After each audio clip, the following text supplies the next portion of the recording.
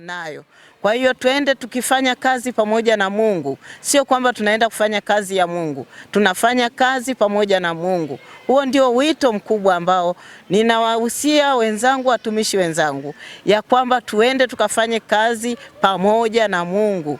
Na Mungu wetu atatuwezesha kufanya, kwa sababu hatutafanya kwa uwezo wetu isipokuwa kwa msaada wa Mungu. Yote yanawezekana. Ni hivi karibuni huko mkoani Tabora kulikofanyika kongamano la wachungaji wanawake, mashemasi na watawa wa kanisa Anglican jimbo la Tanzania.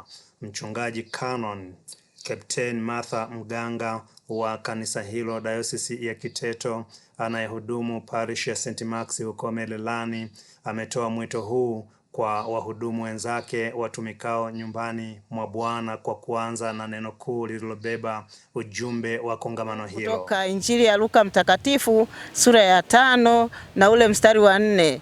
Tweka mpaka kilindini ukavue samaki. Ujumbe huu umekuwa ni ujumbe wa nguvu sana wa kututia moyo watumishi wanawake, ya kwamba tumeitwa kumtumikia Mungu, na wito huu sio wito mwepesi.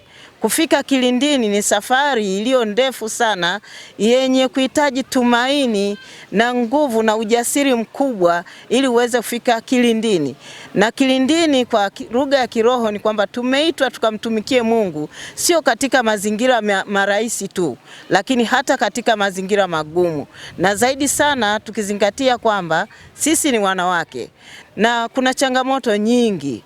Kuna changamoto za mifumo dume, kuna changamoto za kimazingira, kuna changamoto hata za kutokubalika wanawake kwa wanawake. Lakini neno la Mungu linatuhimiza kwamba tweka mpaka kilindini. Nenda ukisikiliza sauti ya Mungu, kwamba umeitwa na Mungu mwenye uwezo na mamlaka yote. Mchungaji Martha ambaye pia ni mkurugenzi wa shirika la Albinism Peacemaker lenye makao yake makuu huko jijini Arusha, akifafanua zaidi amesema, tumeona kwamba watumishi kwa kweli tumekutana na changamoto mbalimbali, na hapa imetusaidia sana kutiana moyo kwamba sio wewe peke yako au sio mimi peke yangu nayepitia katika changamoto, lakini hilo kubwa sana ni kumtanguliza Mungu na kukata tamaa, tukijua ya kwamba hakuna lisilowezekana kwa Mungu, na ni wakati mwafaka ya kwamba tumeitwa wote kwa ujumla wetu bila kujali kwamba ni jenda ya namna gani, jinsia gani, lakini sote tumeitwa na Mungu.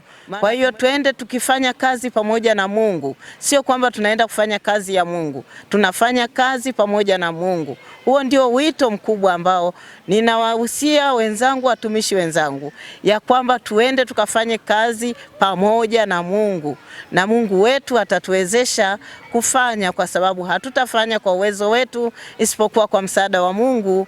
Yote yanawezekana. John Israeli wa Banda Media.